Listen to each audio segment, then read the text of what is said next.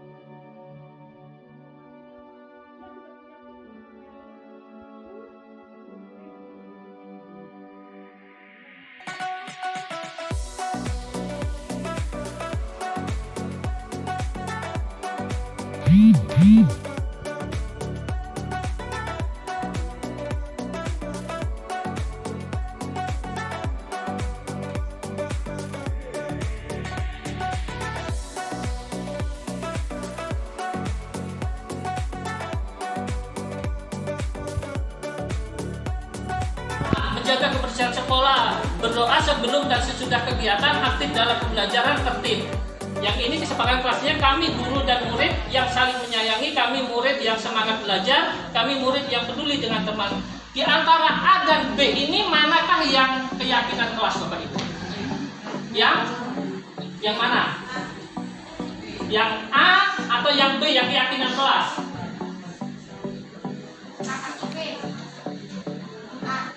A itu, Bapak Ibu, tertulis di situ memang kesepakatan kelas ya, tapi nanti pertanyaannya keyakinan kelas.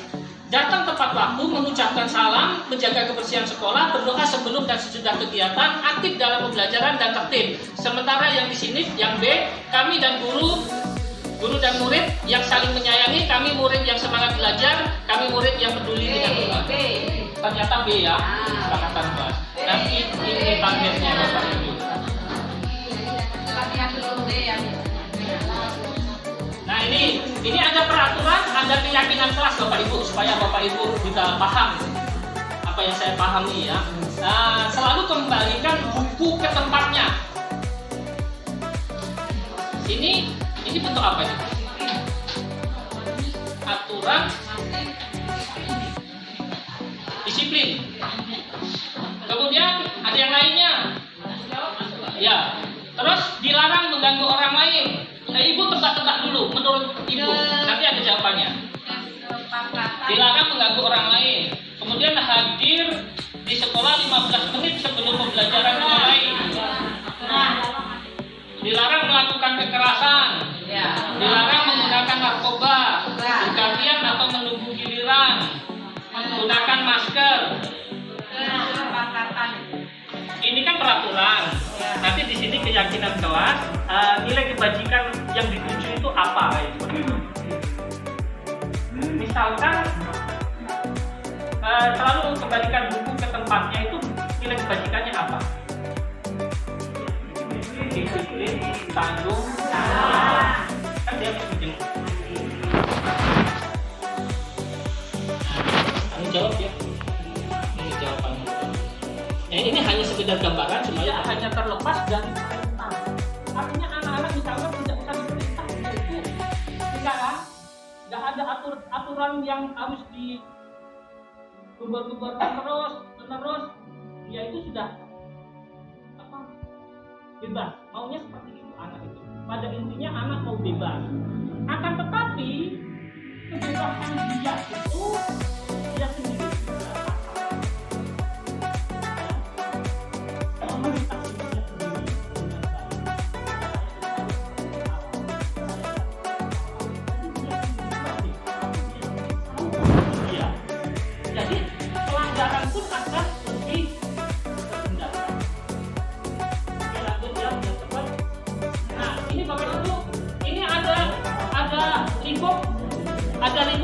Ini peraturan kelas Bapak Ibu.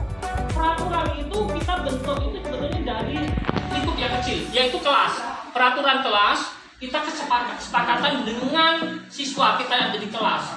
Nanti kalau sudah sepakat dengan siswa, itu kita jadikan keyakinan. Apa itu bedanya peraturan dengan keyakinan? Nanti Pak Ibu ya. Kemudian lingkup lebih besar, lingkungan positif ya. Ini sudah masuk ke sekolah budaya positif secara keseluruhan luas lagi.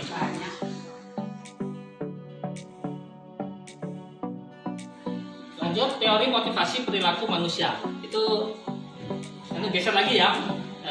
Ada beberapa judul kecil lah tadi Bapak Ibu. Teori motivasi perilaku manusia. Nah, manusia itu melakukan atau siswa lah kita katakan seperti itu, dia akan melakukan sesuatu itu karena ada motivasinya tentunya. Nah, ini kita misalkan Bapak Ibu, yang pertama untuk menghindari ketidaknyamanan atau hukuman. Apa yang akan terjadi apabila saya tidak melakukannya? Biasanya seperti itu kalau aturan. Ini apa? Larinya dia motivasi eksternal. Dia melakukan itu supaya tidak kena hukuman. Dia patuh Pak dengan aturan tata tertib sekolah. Tapi tujuannya itu dari eksternal, bukan dari dirinya sendiri. Dari tempelan tata tertib yang ditempel di dinding-dinding sekolah. Dari misalkan wakil kesiswaan, dari OSIS misalnya seperti itu, dari pembina OSIS, dari guru BK. Itu motivasinya masih eksternal. Kemudian untuk mendapatkan imbalan dari orang lain atau institusi supaya disanjung, misalnya saya rajin seperti itu, saya nyapu pagi supaya dilihat guru, misalnya seperti itu, saya dapat ujian. Nah itu bentuk juga seperti itu. Itu masih motivasi eksternal. Bisa bermanfaat, tapi relatif jangka pendek. Begitu tidak diperhatikan lagi, loss. Kemudian yang ketiga, untuk menghargai diri sendiri, menjadi insan sesuai harapan kita. Nah inilah targetnya Bapak Ibu. Ini namanya motivasi internal. Ini tujuan disiplin positif yang mau dikembangkan. Makanya larinya tadi ke aturan tadi. Yang menuju sebuah tujuan apa yang dia hargai. Selanjutnya, nah ini Bapak Ibu. Namun dalam budaya kita, makna kata disiplin telah berubah menjadi sesuatu yang dilakukan seseorang pada orang lain untuk mendapatkan kepatuhan. Benar nggak kalimat ini? Orang disiplin itu karena orang yang mau kita kontrol, tentunya kita harus ada cara untuk bisa masuk ke situ. Kalau dia sudah welcome untuk bisa dikontrol, baru kita bisa mengontrolnya. Selagi dia belum membuka dirinya, tidak akan bisa. Sama dengan peraturan sekolah, Bapak Ibu.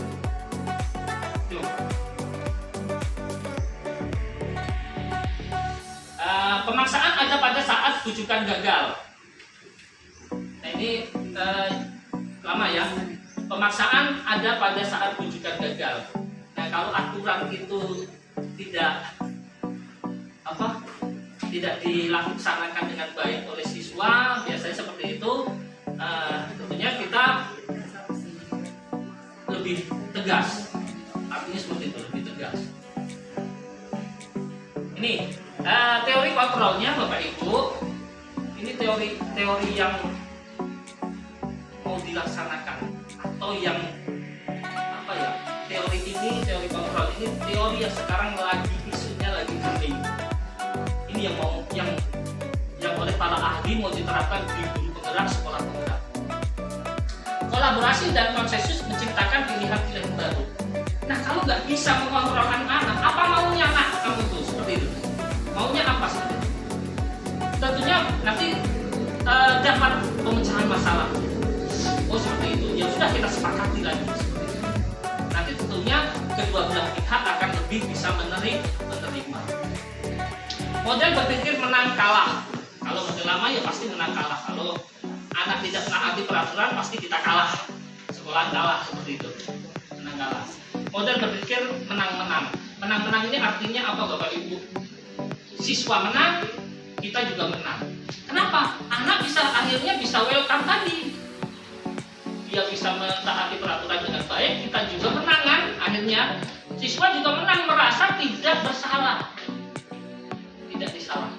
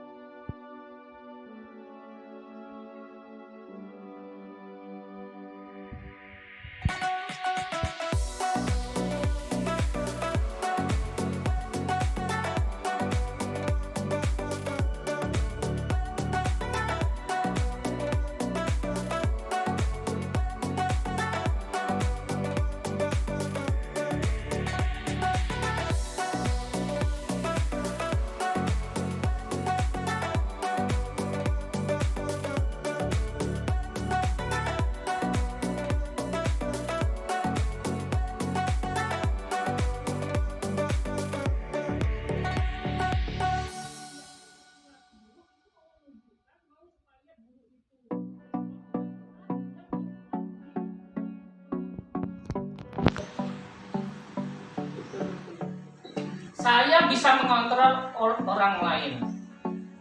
Nah ini, saya bisa mengontrol orang lain. Nah jawaban yang ini larinya ke sini ya. Saya bisa mengontrol orang lain. Ternyata itu paradigma lama atau pemahaman kita lama seperti itu. Contohnya Pak Firman mengontrol Pak Ahmad tadi. Ternyata Pak Ahmad punya sendiri yang akan mengontrol. Anda tidak bisa mengontrol orang lain. Pak Sudirman nggak bisa mengontrol. Jadi di program guru penggerak itu adalah budaya positif. Budaya positif. Saya banyak merenung, ternyata selama ini saya mengajar itu, saya menyelesaikan masalah itu ternyata tidak pas menurut teori ini. Nah, ini Bapak Ibu budaya positif. Apa itu nanti budaya positif? Nanti saya jelaskan, Bapak Ibu. Budaya positif atau ekosistem positif. Ekosistem kan lingkup ya. Budaya itu mungkin kebiasaan yang menjadi keseharian anak-anak lingkungan kita yang sudah terbiasa seperti itu, jadi budaya. Nah, kita ambil contoh perbandingannya dengan hidup tumbuh-tumbuhan seorang petani, Bapak Ibu. Dalam hakikatnya sama kewajibannya dengan seorang pendidik. Kita itu menurut Ki Hajar Dewantara, Bapak Ibu, guru-guru itu diistilahkan sebagai petani. Jadi petani itu Bapak Ibu, kalau nanam cabai, nanam terong, nanam sayuran yang lainnya misalkan, tentunya Bapak Ibu dia akan menumbuhkan tanaman tersebut itu sesuai dengan kodratnya si tanaman itu. Tahu maksudnya? Tahu ya? Iya. Kita itu hanya merawat, membimbing supaya dia tumbuh dengan baik.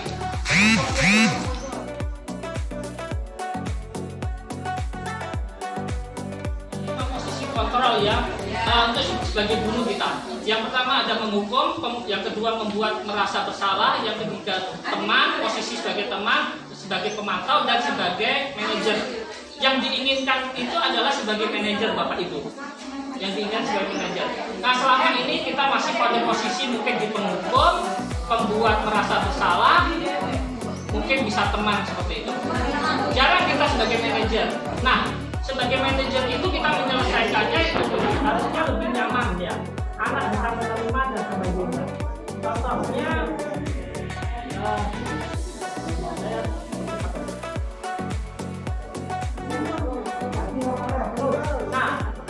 kaitannya di restitusi ini Bapak Ibu,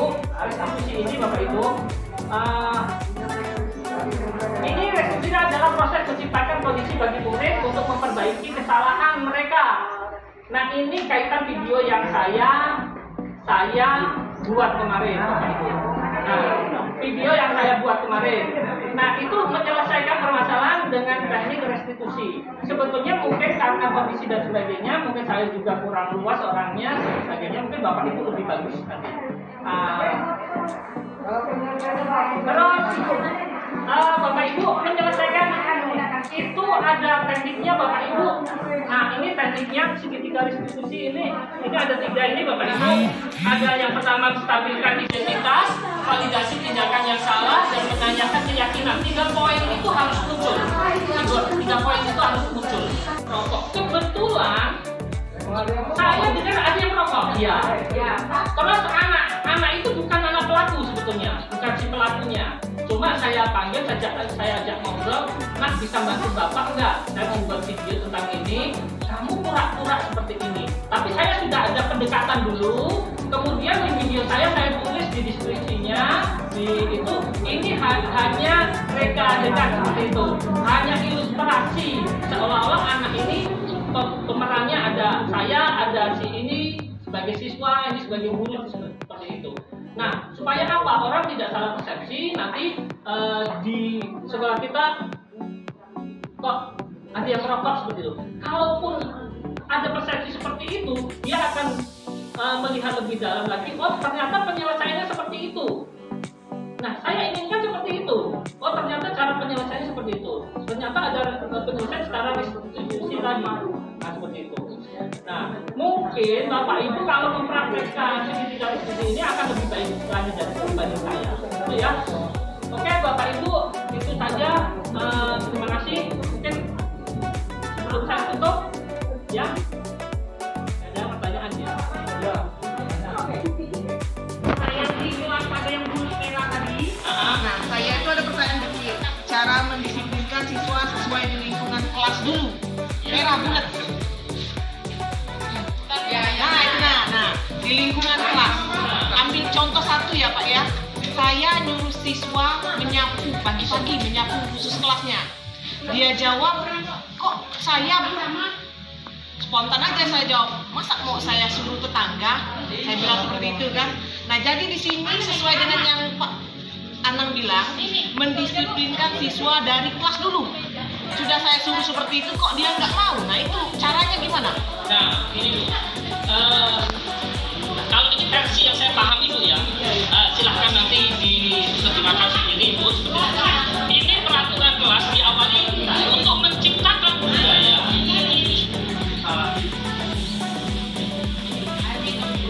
Bapak Ibu,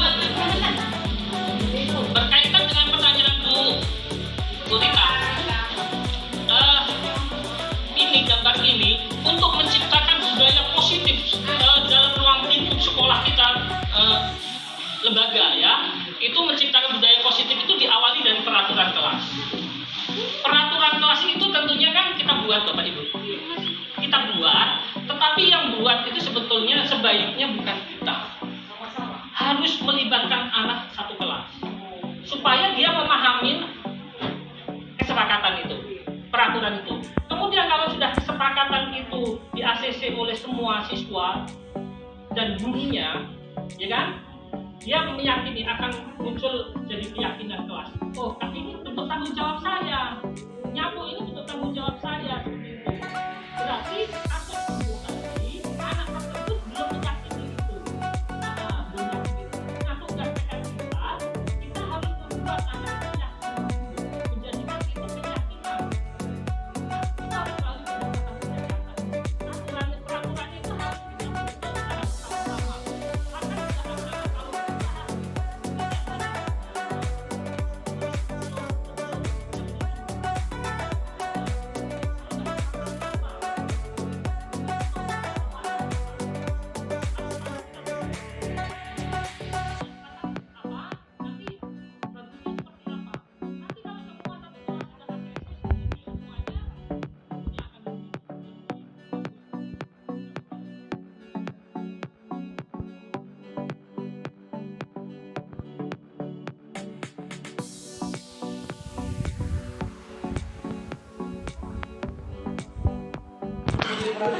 Akan Begitu sudah kita terapkan, protes dengan yang lain. Mau saya terus Bu yang piket, yang lain mana? Ya itu Bu, karena anak yang lain tadi yang seharusnya dia piket, dia belum menyadari, belum meyakini, ya peraturan itu belum belum masuk ke dalam dirinya. Dia belum yakini kalau itu bagian dari tugas dia.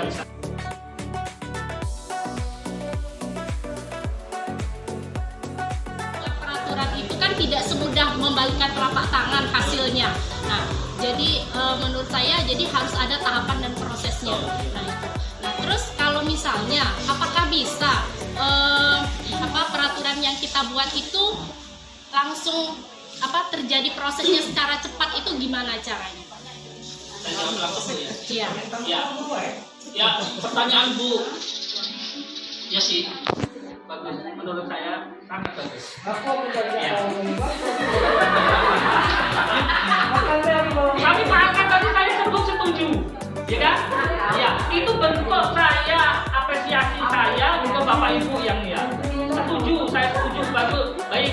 Nah, ada Bu, kita harus di sekolah di kelas itu kalau anak bisa menjawab itu harus diapresiasi. Jangan bentuk ini yang melanggar selama ini kasih hadiah, misalkan seperti itu. Sesekali katanya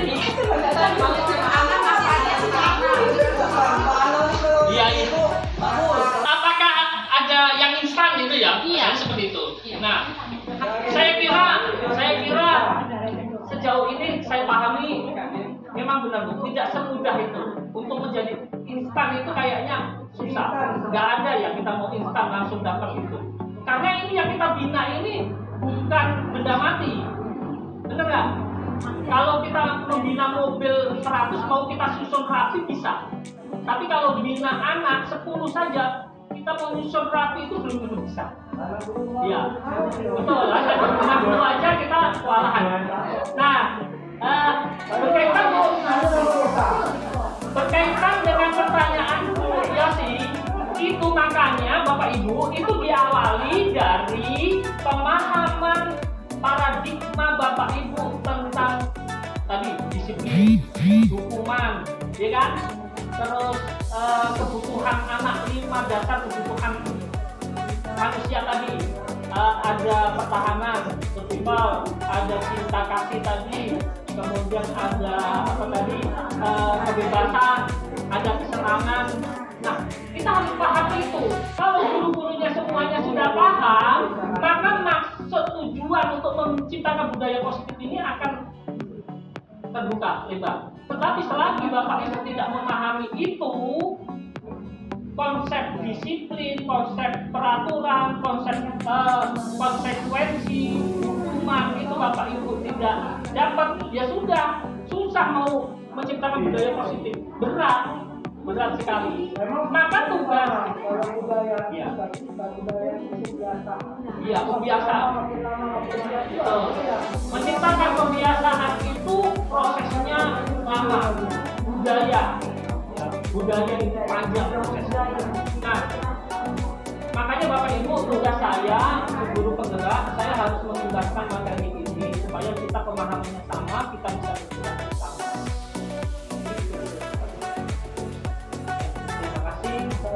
Terima kasih Bapak Ibu semuanya. Saya akhiri waktu yang berjaya. Assalamualaikum warahmatullahi wabarakatuh.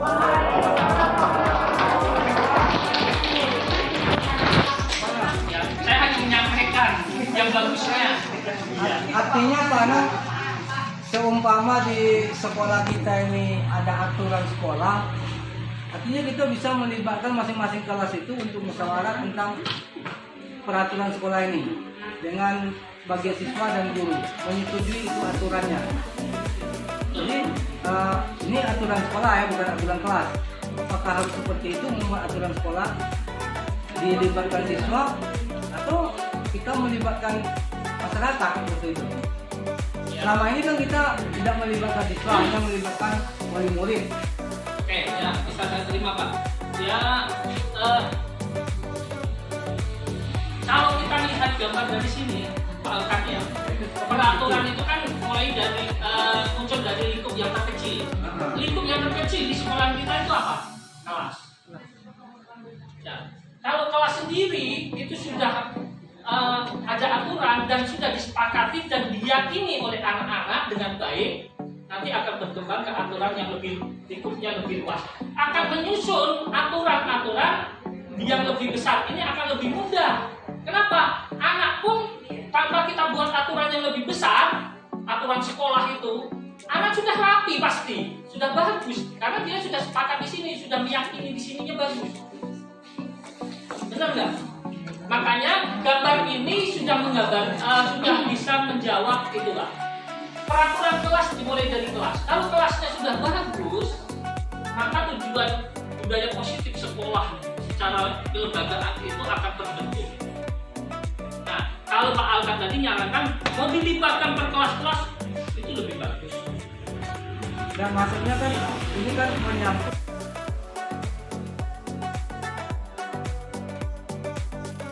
Pak Anang telah memberikan pemahaman positif ke kita semua. Mari kita sama-sama dari beberapa teori yang disampaikan Pak Anang ini banyak positifnya untuk pribadi kita, untuk anak dan keluarga kita. Suatu saat tetap bergulir. Jadi Pak Anang, kapan ada waktu momen yang pas, yuk kita sama-sama untuk saling menggali informasi. Jadi kami persilakan sepenuhnya nanti Pak Anang kapan mau melakukan sosialisasi sekolah seperti itu. Karena teorinya Bapak Ibu dari guru penggerak itu ada sekolah penggerak. Jadi nanti connect. Kalau kita jadi sekolah penggerak tidak lain seperti Jadi ya terima kasih kepada Bapak Ibu semua dan lebih sekali lagi Pak. Saya kira cukup Pak Budi ya. Cukup ya hari ini ya. Pak, itu Ya. tadi